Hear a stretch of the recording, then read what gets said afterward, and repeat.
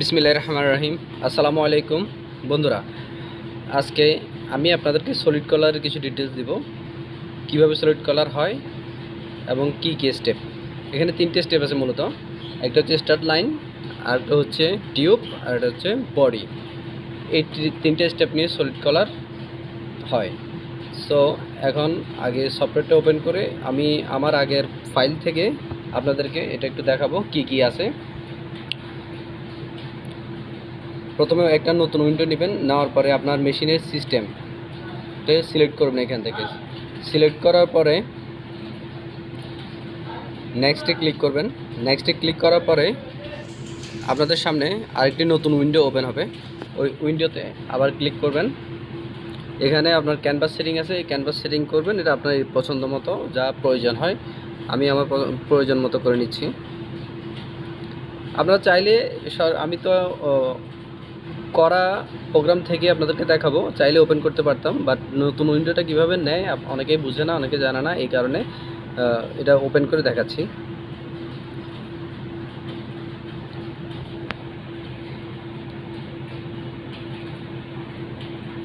এখান থেকে আপনারা চাইলে চার্টের মাধ্যমে নিডল সিলেক্ট করে নিয়ে কাজ শুরু করতে পারেন। এই ক্ষেত্রে আপনাকে নতুন করে আবার সাজাইতে হবে। প্রোগ্রাম যদি আগেরটা থেকে করে এডিট করা হয় তাহলে আপনার অনেক কাজ কমে যায়। এই কারণে আমরা পুরাতন প্রোগ্রাম থেকে প্রায় সময় কাজ করে থাকি কলারের ক্ষেত্রে। সো আমি ওপেন করতেছি ফাইলটা।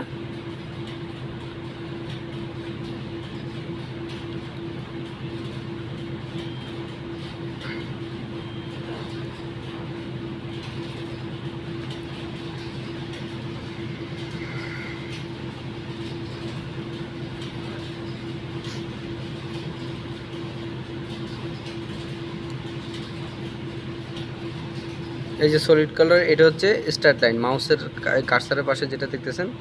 তারপর হচ্ছে এটা হচ্ছে 1 বাই 1, এটা হচ্ছে ফিনিশিং। তারপর হচ্ছে টিউব, এরপরে হচ্ছে কাটিংটা অল নিটের সাথে প্যাকনিট।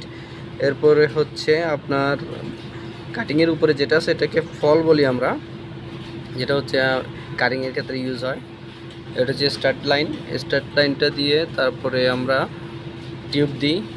টিউবের পরে একটা অল নিটের লুজ লাইন থাকে। লুজ লাইন বলতে কি আলাদা করে টেনশন দেওয়া থাকে, যেন অনেক সময় টেনশনের কারণে কামড়ায়, এই জন্য তখন আলাদা একটা টেনশন ইউজ করা হয় টিউবের পরে অল নিটটা। এরপরে বডি, আমি এখানে টিউবে 5 দিয়েছি, তারপরে প্রথমে অল নিটটা 6 দিয়েছি, এরপরে হচ্ছে আপনার 9 দিয়েছি বডিতে। এটাই হচ্ছে সলিড কালার। হ্যাঁ, ধন্যবাদ।